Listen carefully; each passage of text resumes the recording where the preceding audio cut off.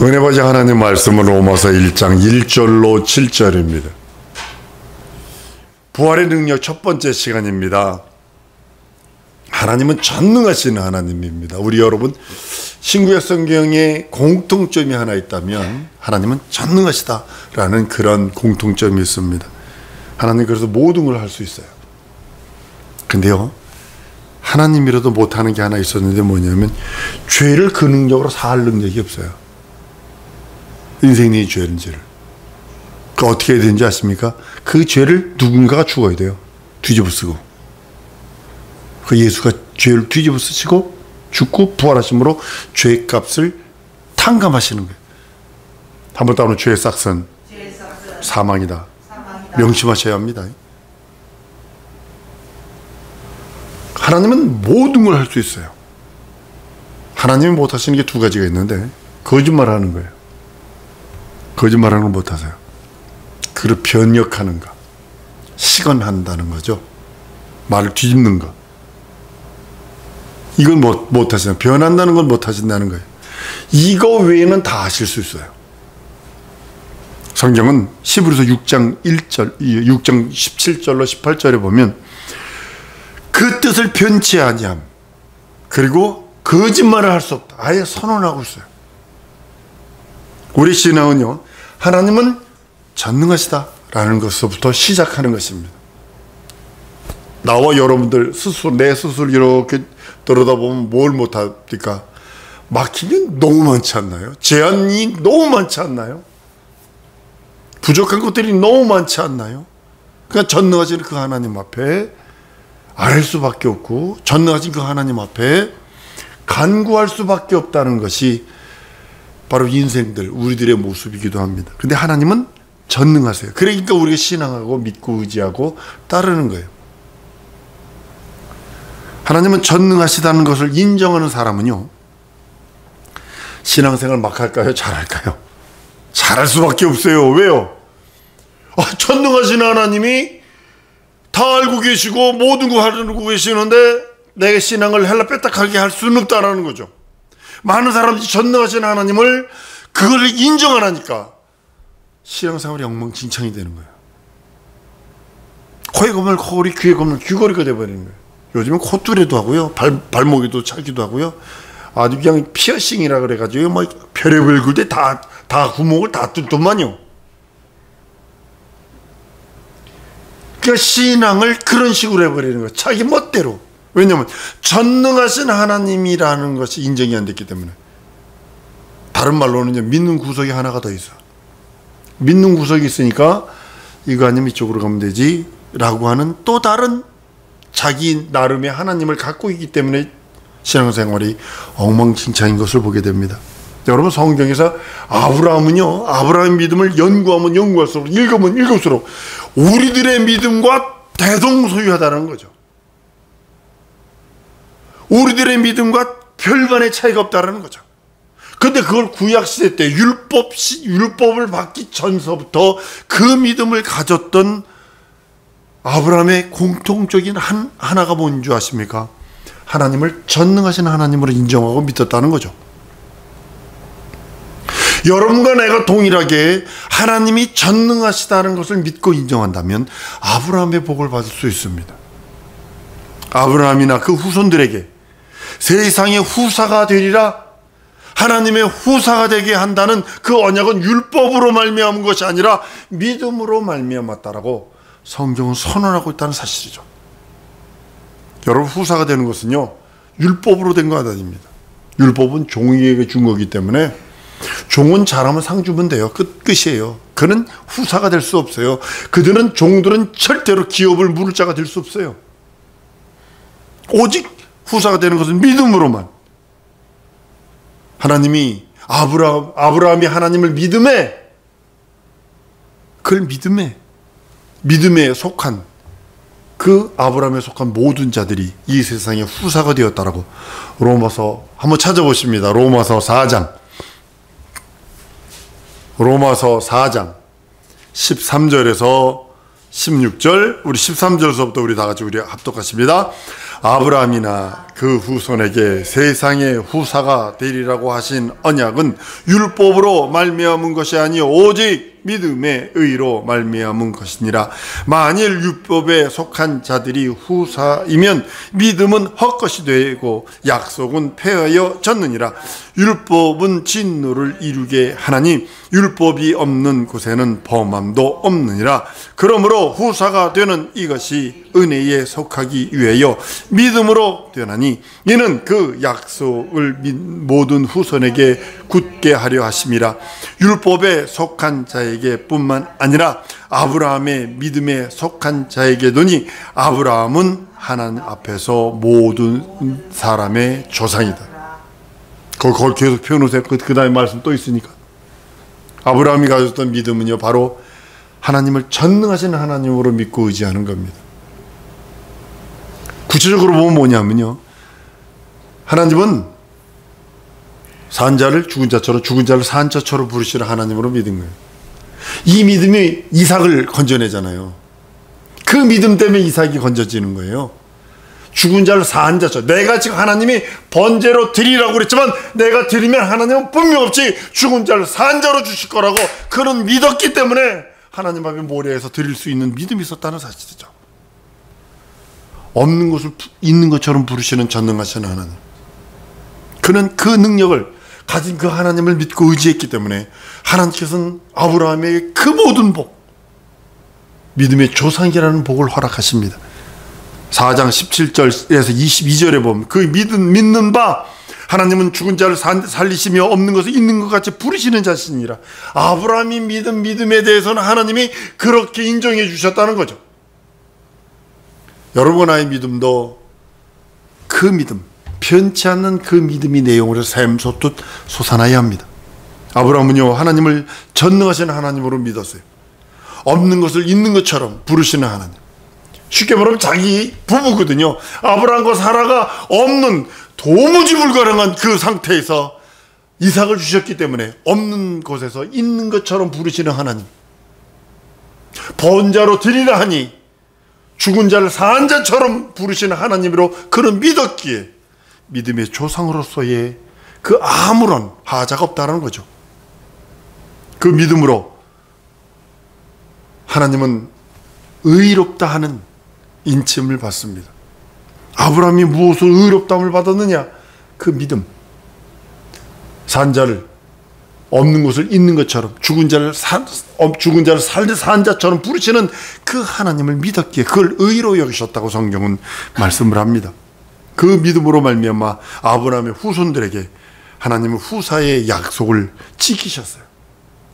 그것이 예수 그리스도가 오셔서 대적의 문을 밟는, 그리고 그 죽은 자를 살리시며 없는 것을 있는 것처럼 부르시는 그 하나님의 그 예언이 예수 그리스도에 그대로 적용됐다는 사실입니다.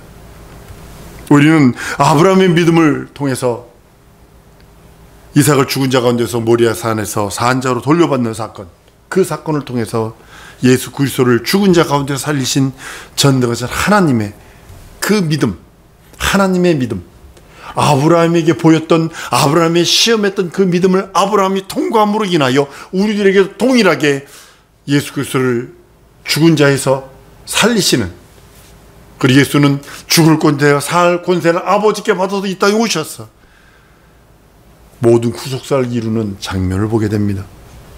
예수의 죽으심은요, 우리의 죄를 대속하시기 위한 죽음입니다. 그리고 여러분, 예수의 부활은요, 우리를 의롭다 하시기 위해서 살아남입니다. 한번 따라하면, 예수의 죽음은 내 죄를 대속하며 예수의 부활은 나를 의롭다 하십니다.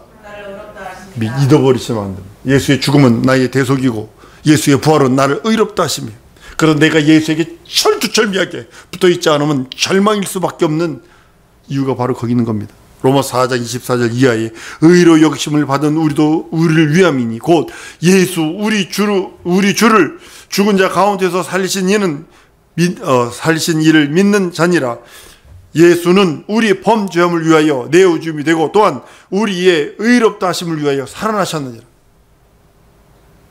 예수의 죽고 부활하심이 내 죄를 대속하시기 위하시며 날 의롭게 하시기 위해서 살아나셨다라고 성경 로마서에 말씀하고 있는 겁니다. 우리는 예수의 부활을 통해서 전능하신 하나님을 더욱더 확신하고 믿고 의지합니다. 예수의 부활하시며 여러분, 하나님의 그 전능하심, 그것이 일부분만 드러난 것이 아닙니다. 하나님의 전능하신 능력을 다 보여주신 거예요. 예수 그리스도의 부활로 통해서. 예수 그리스도의 부활이 만약에 없다면 여러분과 나는요, 절망일 것입니다. 예수께서 부활하신 그 부활하심, 여러분, 하나님께서 말씀으로 천지 만물을 창조를 하세요. 있으라 되니라, 있으라 되니라. 그것은 당연한 하나님의 능력에 당연한 조물주의 당연한 결과라고 저는 봅니다. 그러나 그것이 하나님의 능력이 전부가 다가 아니죠. 천지 창조보다 더 큰 일이 뭔지 아십니까? 예수 그리스도 십자가에서 달려 죽는 겁니다. 그보다 그 먼저 예수 그리스도가 육신을 입고 이 땅에 오는 겁니다. 더 무서운 게 뭔지 아십니까? 예수께서 더 큰 능력은 예수께서 십자가에 달려 죽고 부활하시는 겁니다. 천지 창조보다 더 큰 능력이 예수의 부활입니다. 3일 만에 부활하신 그 부활이 우리는 아마 했대 교리적으로 아니면 뭐 신조적으로 신학적으로 그렇대가 아니라 여러분 여러 가지 사건들을 통해서 보면 그것이 하나님의 그 모든 능력의 집결체가 부활이라는 것을 알게 됩니다. 천지 만물을 창조하신 그 능력보다 더 큰 이적이 예수 부활입니다. 나를 의롭다 하시기 위해서 부활하신 거예요. 예수께서 죽으심은 나의 죄를 대속하시기 위해서 죽으시고 나를 의롭다 하시기 위해서 부활하신 겁니다. 내가 예수 안에 붙어있는 자로서. 지으신 이가, 하늘을 지으신 이가, 지구를 지으시고 천하 만물을 지으신 이가 빛의 속도로 30만 킬로미터를 합니다. 1초에. 그러니까 지구 7바퀴 반 도는 거예요. 아인슈타인이 72억 광년이라는데 요즘에는 100억 광년을 넘어 250억 광년까지 우주가 이게 늘어났답니다. 어마어마한 크기죠. 몇십 년 전, 70년인가, 70년 초인가, 75년인가, 72년인가, 아폴로 지금 갔는데 우주벽 바깥을 지나갔대죠. 해왕성, 토왕성, 명왕성 이쪽 바깥을 거기 사진 다 찍어가지고 보내고서 이제 그 밖을 지나가서 아직도 가고 있대요. 어마어마한 크기죠. 근데 인자로신 예수는요, 그거에 비하면요, 보잘것없죠. 매우 작은 존재죠. 볼품도 없고 흠모할 만한 것도 없다고 이사야서는 기록을 합니다. 사람이 되어 오신 예수 생각해 보셨어요? 우주를 창조하신 그 창조주가 사람이 되어 오셨다. 세상 사람들은 예수를 별다른 동일한 사람으로 취급했고 별 볼 일 없는 그냥 로마의 식민지에 있는 사람으로 취급해 버렸다는 사실이죠. 예수가 사람의 손에 또 잡히네, 매 맞네, 피 철철 흘리네, 또 십자가에 못 박으니까 죽어버리네. 예수에 대한 가치, 세상 사람들의 눈으로 보기에는 또 예수가 또 제자한테 팔려요. 그래서 십자가에 달려 죽어요. 세상 사람들이 보기에는 그 예수에 대한 크기 아무것도 아니었을 것입니다. 다른 사람과 동등한 사람이요, 세상 말로 하면 별 볼 일 없는 사람처럼 하나의 혁명가처럼 여겼을 것입니다. 마치 세상 사람들 보기에는 예수는 초라한 시골뜨기, 갈릴리 지역에 있는 어떤 시골뜨기인데 어떤 그런 그 현인적인 그런 말을 하는 그런 사람, 희한한 기적과 희한한 이적을 베푸는 사람 정도로 생각했을 것입니다. 사람이 예수를 죽이는 것을 보면서 예수는 보통 사람이고 힘없는 사람이고 별 볼 일 없는 사람이다라고 여겼을 것입니다. 그러나 사람들이 전혀 경험할 수 없는 부활을 경험하시는 분이 오직 예수입니다. 여태까지 세상에서는 부활한 적이 없어요. 죽었네, 죽었네, 죽었네, 죽었네.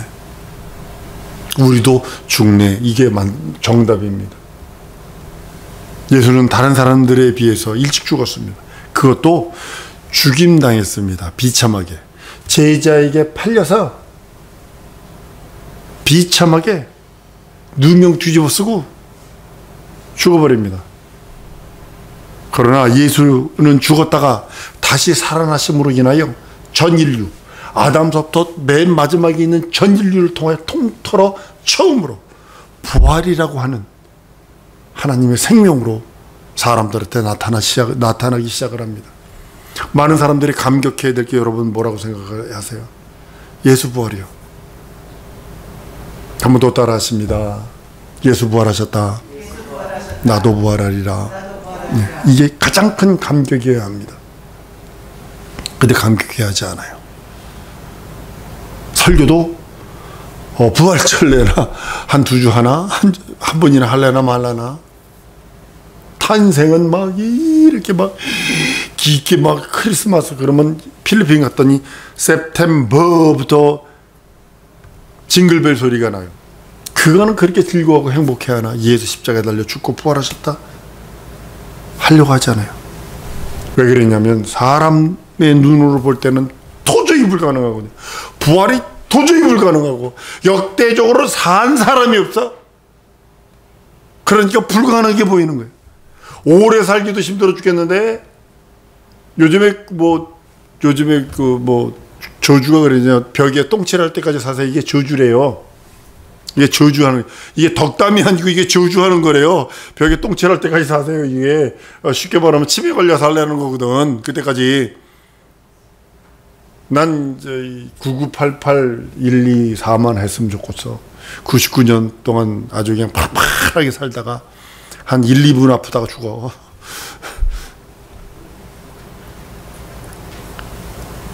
사람들이 오래 살기도 힘든데 어떻게 부활하느냐.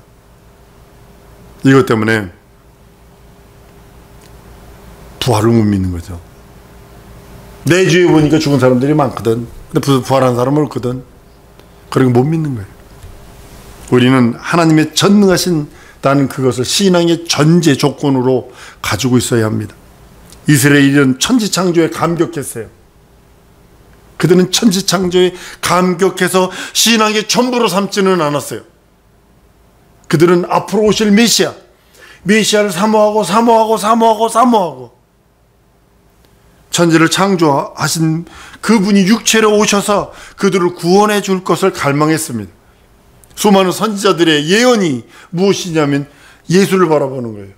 예수에게 모든 것이 아주 초점이 맞춰 있습니다. 구름같이 허다한 증인들, 그들의 소망이 여러분 뭐라고 생각을 하세요? 그들도 또한 예수 바라보는 거예요. 예수에게 모든 것. 모든 영화의 그 카메라는 주인공만 따라갑니다. 계속 주인공만 따라가는 것처럼 동일하게 구약의 많은 선지자들, 예언가들이 예언한 건 예수를 바라보는 것이었고, 구루같이 허다한 증인들, 여러분과 내가 그렇게 바라는 것은 예수를 바라는 겁니다. 우리들과 그들의 결론은 예수만 바라보는 겁니다. 이스라엘은 천지 창조하신 그 날을 기념하기 위해서 안식일을 기억하며 안식일을 철두철미하게 지킵니다. 안식일을 범한 자 양이라도 돌로 패 죽입니다. 이웃이라도 안식일을 지키기 위해서 돌로 패 죽입니다. 안식일 어긴 자를. 하나님이 복주사 거룩히 하게 한 그날, 안식일을 지키면 내가 복받을 수 있다. 하나님이 천지 창조하신 것을 기억하며 송축하며 즐거워하며 그날만을 지켰습니다. 근데 우리들은요, 예수님이 죽음에서 부활하신, 나의 죄를 대속하시고 날 의롭다 하신 그 부활, 그것을 기념함으로 안식일 대신 주일을 지킵니다. 여러분, 8자는요, 여러분 뭐라고 생각을 하세요? 예수님에 대한 숫자를요, 헬라어로 풀어보면 888이 나옵니다. 여러분, 성경에서 8은 다시 시작, 이런 뜻을 갖고 있어요. 그러니까 7일 안식일 쉬고 그 다음 첫날, 이것이 우리들에게는 처음 시작하는 거예요. 부활이라고 하는 걸로 시작하는 겁니다. 예수님의 부활, 나도 부활하리라. 천지를 지으신 것보다 더 크고 더 중요하고 더 이적이고 더 큰 능력은 부활의 사건입니다. 거기에 한번 따라합니다. 나도 동참한다. 네, 보세요. 부활에 나도 동참한다는 거예요. 이게 기쁘지 않나요? 즐겁지 않나요? 행복하지 않나요? 지옥으로서 동참하는 것이 아니라 하나님 나라에 대한 그 소망과 열망으로 그 나라를 가기 위해서 동참한다는 것입니다. 구약 성경에 모든 절기들, 의식들이 있습니다. 그리고 모형과 그림자로서, 비유로서 예수 그리스도의 부활을 기념하는 것입니다. 우리의 부활을 소망하며, 우리는 여러분 주일이 그렇게 중요한 이유는 뭐냐면, 귀신들이 최고로 귀신 쫓아다 귀신들이 최고 많이 사람들에게 다시 들어가는 것은 주일 범할 때입니다. 부활의 소망 때문에 주일을 거룩히 지키는 겁니다. 예수 부활하셨다. 나도 부활하리라. 사도행전 10장에 보면 고넬료라는 사람이 나옵니다. 그는 대단히 경건하고요, 온 가족을 더불어서 항상 하나님을 경외하고 백성들을 많이 구제하고 항상 기도에 힘썼다고 성경은 말합니다. 그런데 그게 가장 필요한 것이 무엇일까요? 예수를 믿어 그 이름으로 죄사함 받고 부활에 동참하는 거거든요. 그는 착해요. 이걸 그대로 세상에다 적용해 보세요. 대단히 착해요. 대단히 훌륭해요. 종교적인 사람이에요. 아주 경건해요. 그런데 예수 이름으로 구원을 받지 못했어요. 이게 치명적이라는 거예요. 세상 사람들이 착해요. 마치 부처님 가운데 도막 같아. 그런 사람도, 저 사람은 버버시주 살 사람이야. 이런 사람 들은 사람이 많아요. 훌륭합니다. 어떤 사람 보니까 자기는 어저께 보니까 지게찜 져가지고 그 40년 동안 지게찜을 졌대. 어디냐면 설악산에. 설악산에 그 짐들을 지고 설악산 중턱까지 올려다 주면 돈을 받는 거예요. 지게로 지고 올라가서 내려다 주면 그 돈 받고도 하는데 40년을 했대요. 근데 운이빨도 다 일을 하도 이렇게 깨물고 있어가지고 이빨이 다 뽑아졌어요. 근데 은퇴한다고 이제 그러더라고요. 근데 그 사람이 해서 그 돈을 가지고 2억인가 얼마를 가난한 자에게 나눠준다고 그러더라고요. 선하죠? 훌륭하죠? 나보다 훌륭하죠? 여러분들보다 훌륭해요. 종교적인 사람이에요. 근데 예수 없어서 구원받지 못하죠. 백부장이 경건하여 하나님께 기도를 늘 했을지라도 그 구원받은 자는 아닙니다. 하나님은 고넬료의 기도에 응답하셔서 베드로를 보내요. 그 가정에. 그리고 그 가정에 구원받게 하시고 그 가정이 성령도 받게 했다라고 성경 사도행전 10장에 말씀을 합니다. 고넬료는 좀 더 얘기하면요, 이달리아 대라고 하는 그 군대 장관입니다. 지금도 군대 장관은 대단히 파워 있지 않나요? 세상에서 출세한 사람입니다. 권력도 있습니다. 구제할 만큼 재정적인 부유도 있습니다. 고넬료는 부활의 복음이 필요했어요. 예수가 필요했어요. 로마에게 정복당한 자기의 속국인 이스라엘 사람의 초청. 베드로는요, 수제자지만 베드로를 가만히 보면 천민입니다. 그들의 입장에서는 노예입니다. 근데 그를 초청을 합니다. 그리고 하나님의 말씀을 듣기를 원합니다. 세상의 어떤 권력보다, 세상의 어떤 명예보다, 세상의 어떤 즐거움과 행복보다 예수의 영생이 더 중요한 것입니다. 배경과 출신 불문하고, 한번 따라합니다. 배경과 출신을 무시하고 난 예수의 복음을 들으리라. 이것이 여러분들이 죽을 때까지 들고 있어야 되는 자존심이요 명예입니다. 고넬료가 베드로 집에 가서 전한 말씀 여러분 뭐라고 생각을 하세요? 사람들이 내 주를 십자가에 못 박혀 죽었다. 그리고 3일 만에 그가 부활하셔. 요것만 말해요. 다른 건 말하지 않습니다. 부활의 복음만 얘기합니다. 그래서 성령 받고 이방인들도 성령 받았다고 난리가 나죠. 유대인들이 할례파 유대인들이 네가 이방인들이 가서 그 집에 가서 같이 먹고 같이 교제 사람 취급을 안 했거든요. 이방인들은. 그런데도 이런 얘기를 합니다. 내가 누구간데? 하나님께서 그렇게 우리에게 내린 성령을 그들에게도 내려줬는데 구원의 복음을 베푸셨다라고 선언합니다. 여러분 우리 기도하십시다. 부활의 능력이 내게 있게 해달라고. 내 가정에, 내 기업에, 내 삶에, 내 현실과 상황과 처지에, 내가 계획하고 있는 내 인생의 끝자락까지, 맨 끝자락에 한번 따라하십시다. 내 인생의 맨 끝자락에 예수님을 뵈리라. 그 품으로 달려들어가는 거예요. 그러니까 지금 부활의 능력이 내게 있게, 지금보다 더 많이 부활해야 될 거 아니에요. 다시 깨어나야 될 거 아니에요. 내 삶이, 내 가정이, 내 기업이, 현실과 상황과 처지가 예수의 부활의 능력으로 충만하게 해달라고. 우리 다 같이 통성으로 기도하십니다.